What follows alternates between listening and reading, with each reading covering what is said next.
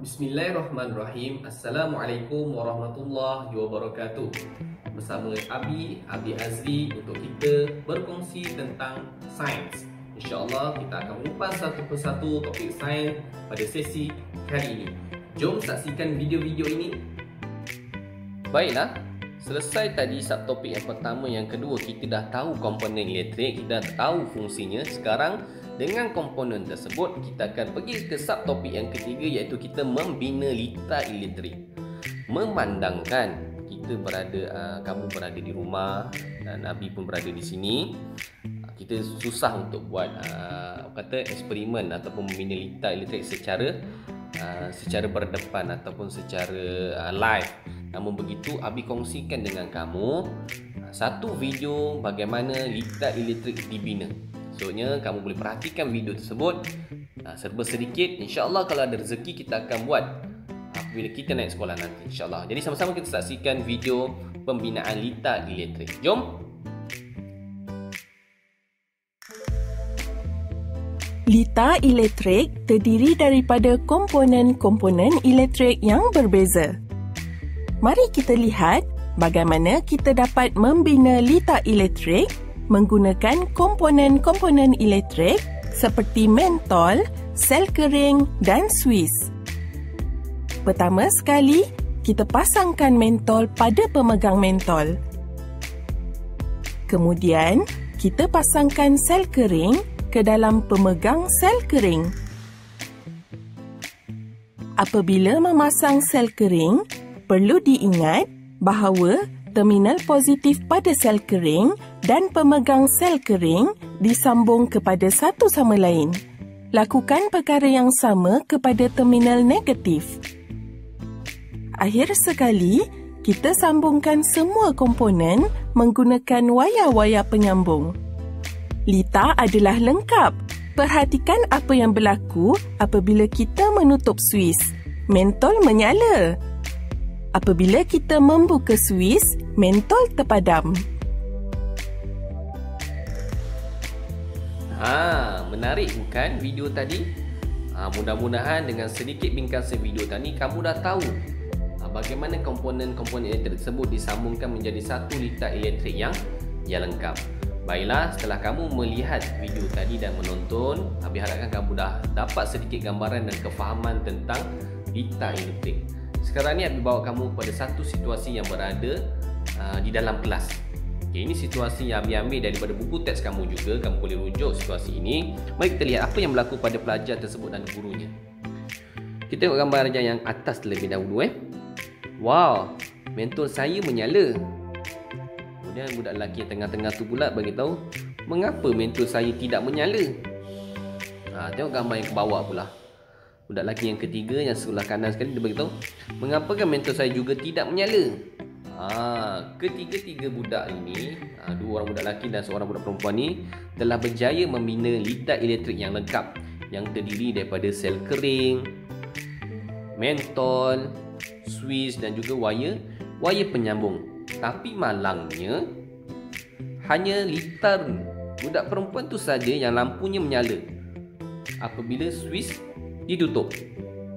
Kalau kamu tengok, nampak ada mentol kat situ. Nampak ni? Mentolnya menyala kuning berbanding dua orang rakan yang lain yang mentolnya tidak menyala. Cikgu berkata, terdapat banyak kemungkinan punca mentol tidak menyala. Jadi persoalannya, mengapakah mentol tidak menyala? Walaupun kita dah ada 4 komponen ni, kita yakin dan percaya kita dah pasang dah semua 4-4 ni dengan baik. Namun kenapa mentol kita masih lagi tidak menyala? Kamu rasa sebab apa? Sebenarnya banyak faktor yang boleh berlaku sekiranya mentol tidak menyala dalam litar yang lengkap. Mari kita lihat satu persatu. Antara sebab mentol tidak menyala, yang pertama ialah sebab suis dalam keadaan terbuka. Macam tadi Abi dah jelaskan kepada kamu, suis di dalam litar ni, sekiranya ia dalam keadaan tertutup, ia akan mengalirkan elektrik. Tapi bila mana ia dalam keadaan terbuka, ia tidak mengalirkan elektrik. Maksudnya elektrik akan terputus. Jadi itu salah satu sebab kenapa mentol tidak menyala. Kita lihat sebab yang berikutnya. Sebab yang kedua, berkemungkinan sel kering kekurangan tenaga. Macam Abi cakap tadi, sel kering sifatnya sumber tenaganya bersifat sementara, bukannya bersifat selama-lamanya. Jadi kamu kena pasti, adakah sel kering kamu ni kekurangan tenaga ataupun cukup tenaga untuk mengalirkan arus elektrik. Tengok sebab yang berikutnya. Berkemungkinan mentol kamu rosak. Mentol yang kecil tadi, berkemungkinan mentol tu rosak. Kalau kamu perhatikan mentol kamu tadi, di dalam mentol tu ada satu logam ataupun besi yang bersimpul-simpul tu. Berkemungkinan besi tu terputus dan menyebabkan mentol boleh rosak. Jadi bila mentol rosak, tu sebablah mentol tak menyala. Tu antara faktornya lah, antara sebabnya. Sebab yang berikutnya atau sebab yang keempat ialah pemasangan mentol yang tidak ketat ataupun tidak sempurna. Ini pun salah satu faktor yang menyebabkan mentol kita tak menyala. Kadang-kadang kita tak ketatkan. Kita cuma letak je mentol tu dekat tempat pemegang mentol tanpa mengetatkannya dengan sempurna. Berkemungkinan menyebabkan mentol tidak menyala. Sebab apa? Arus elektrik tidak dapat melaluinya dengan sempurna. Sebab yang berikutnya adalah sebab penyambungan wire elektrik yang tidak betul. Yang ini pun main peranan juga. Kadang-kadang kita sambung elektrik, wire tu tak kena pada tempatnya dan menyebabkan mentol itu tidak menyala. Jadi itu sedikit tentang pembinaan litar elektrik. Jadi Abi harapkan kamu dah faham dan tahulah bila dah buat litar elektrik tu, bila mana kamu dah buat nanti litar elektrik tu, tiba-tiba litar elektrik kamu tak menyala ataupun lampunya tidak menyala, mentolnya tidak menyala, kena pasti faktor-faktor yang menyebabkan mentol tu tak menyala. Kalau semuanya dah okey, insya-Allah mentol kamu ataupun litar kamu lengkap dan mentol akan menyala. Alhamdulillah, selesai subtopik yang pertama, kedua dan juga ketiga. Kita dah tahu komponen elektrik, kita dah tahu fungsinya. Bila kita dah tahu komponen dan fungsinya, bolehlah kita bina elektrik. Kemudian subtopik yang keempat ni pula berkait juga dengan elektrik, iaitu konduktor dan penebat. Apa itu konduktor, apa itu penebat, Abi? Alamak, first time dengar perkataan ni, tak tahulah apa benda ni dan apa fungsinya. Untuk itu, mari kita ketahui apakah itu konduktor dan juga penebat. Apakah yang akan terjadi kepada nyalaan mentol apabila suis digantikan dengan objek atau bahan lain?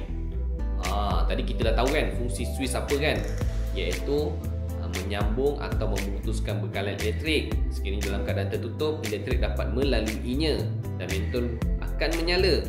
Sekarang ni persoalannya ialah bila suis tersebut kita ambil, kita keluarkan daripada litar elektrik yang lengkap, kita gantikan dengan bahan lain ataupun objek lain. Apakah yang akan terjadi kepada nyalaan mentol? Mari kita saksikan video ni untuk kamu tahu serba sedikit gambaran untuk subtopik ini. Jom. Lin memerhatikan ayahnya menanggalkan hujung wayar-wayar berwarna merah, biru dan hijau untuk mendedahkan logam berwarna emas. Ayahnya kemudian menyambungkan hujung-hujung wayar tersebut kepada pin-pin sebuah plug. Mengapakah ayah perlu menanggalkan penyalut-penyalut berwarna untuk mendedahkan logam berwarna emas tersebut? Tanya Lin. Penyalut-penyalut nampak lebih cantik dengan warna-warna yang berbeza. Ayahnya tersenyum dan menjawab, penyalut-penyalut berwarna ini tidak membolehkan arus elektrik mengalir. Jika ayah menyambungkan wayar-wayar tanpa menanggalkan penyalut, arus elektrik tidak boleh mengalir daripada soket melalui pin-pin pada plug ke dawai kuprum di dalam wayar. Jadi, cerek elektrik ini tidak akan berfungsi. Terdapat dua jenis bahan. Pertama, konduktor elektrik. Bahan ini membenarkan arus elektrik mengalir. Contoh-contoh ialah wayar kuprum di dalam penyalut-penyalut plastik berwarna dan pin-pin loyang pada plug. Semua logam adalah konduktor elektrik. Sesetengah bukan logam seperti air dan grafit sejenis karbon adalah konduktor elektrik. Jenis yang kedua dipanggil penebat elektrik. Bahan ini tidak membenarkan arus elektrik mengalir. Contoh-contoh ialah penyalot-penyalot plastik berwarna ini, kaca, getah dan kebanyakan bukan logam. Alhamdulillah. Video tadi telah menerangkan dengan terperinci tentang penebat dan konduktor elektrik. Jadi secara kesimpulannya, konduktor dan penebat elektrik ni ialah, konduktor ialah bahan yang membenarkan arus elektrik mengalir melaluinya. Sebagai contoh, semua jenis logam seperti apa? Besi, duit shilling, tin dan sebagainya, air dan juga grafit. Jadi semua jenis contoh-contoh bahan ini dapat mengalirkan elektrik dengan baik. Penebat pula ialah bahan yang tidak membenarkan arus elektrik mengalir melaluinya. Sebagai contoh, semua jenis plastik, apa-apa saja jenis plastik, getah dan juga kaca, itulah contoh bagi bahan penebat. Jadi inilah secara ringkasnya apa itu konduktor, apa itu penebat. Konduktor membenarkan arus elektrik mengalir melaluinya. Penebat ialah bahan yang tidak membenarkan arus elektrik mengalir melaluinya. Sebenarnya konduktor dan penebat ni penting. Kedua-duanya ada kepentingan masing-masing. Habis boleh bagi kamu satu contoh yang mudah tentang kepentingan konduktor dan penebat ni. Contoh salah satu kepentingan konduktor ialah dia dapat mengalirkan elektrik. Sekiranya switch tak ada, contoh sekiranya switch tak ada, kita boleh gantikan dengan logam. Sebab logam paling senang kita nak dapat. So kita letakkan logam bagi menggantikan switch tersebut. Jadi arus elektrik dapat melalui logam tersebut dan pergi kepada litar yang lain. Maksudnya komponen elektrik tersebut menjadi lengkap apabila logam digantikan dengan switch. Jadi aliran elektrik dapat melaluinya dengan baik. Dan sekiranya ada mentol itu akan menyala. Itu kelebihannya konduktornya. Sama juga penebat pun ada kelebihannya. Walaupun ia tak membenarkan elektrik mengalir melaluinya, tapi ia penting sekiranya ada berlaku kecemasan. Sebagai contoh, berlakunya elektrik terputus ataupun masalah elektrik. Jadi macam mana kita nak kenal pasti ataupun macam mana kita nak mengurangkan risiko elektrik tu daripada terkena kita? Adakah kita nak tahan elektrik tu, arus elektrik tu dengan bahan-bahan konduktor? Tak boleh. Kita kena tahan arus elektrik tu dengan bahan-bahan penebat. Sebagai contoh, plastik, getah ataupun kain, kamu tutup arus elektrik tersebut sebab ia akan memberhentikan aliran elektrik bagi melaluinya. Sekarang mari kita cuba satu eksperimen. Ini orang kata eksperimen alam maya lah. InsyaAllah kalau rezeki nanti bila kamu dah naik sekolah, kita akan cuba buat eksperimen depan-depan. Kamu akan lihat hasilnya. So sekarang ni berdasarkan ilmu yang kita dah belajar tadi, kefahaman yang kamu belajar tadi tentang konduktor dan juga penebat. Konduktor mengalirkan elektrik, penebat tak mengalirkan elektrik. Jadi antara contoh konduktor ialah logam, air, grafit dan sebagainya. Manakala contoh penebat ialah getah, kaca, kain dan sebagainya. So InsyaAllah kita cuba sebab nama pun mari cuba. So kita cubalah uji setiap alat dan bahan berikut sama ada ianya mengalirkan elektrik ataupun tidak. Antara barang-barang yang kita perlukan ialah mentol, sel kering, wire penyambung. Ini bahan komponen untuk buat litar lah. So kita siapkan satu litar lengkap. Cuma switch je tak ada. Sebab switch tu kita gantikan dengan getah atau klip kertas atau sudu logam atau sapu tangan atau straw atau kayu aiskrim atau duit shilling ataupun rod kaca. Jadi langkah-langkahnya mudah saja. Kita cuba bina litar elektrik seperti ini. Tadi pun kamu dah tengok video, dengan mudahnya kita buat. Tengok gambar yang pertama tu, kita ada wire penyambung, kita ada sel kering, kita ada mentol. Kemudian kamu tengok langkah yang kedua, uji setiap objek pada litar elektrik. Maksudnya bahan-bahan tadi ada garpunya, duit shillingnya lah, pemadamnya. Kita cuba gantikan di tempat sudu tu. Okey, mari kita lihat. Ini contoh objek-objeknya. Getah pemadam, mentolnya menyala ataupun tidak menyala, dan ianya konduktor ataupun penebat.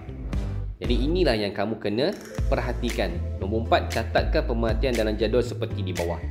Senaraikan objek yang boleh menyalakan mentol. Jadi kat sini macam Abi bagi tahu tadi, insya-Allah kalau rezeki nanti kita akan buat eksperimen ini di sekolah. Namun begitu, kalau tanpa eksperimen pun kamu boleh kenal pasti sama ada mentol itu menyala ataupun tidak menyala dengan mengenal pasti objek tersebut. Sebagai contoh, kita ambil contoh yang pertama ialah getah pemadam.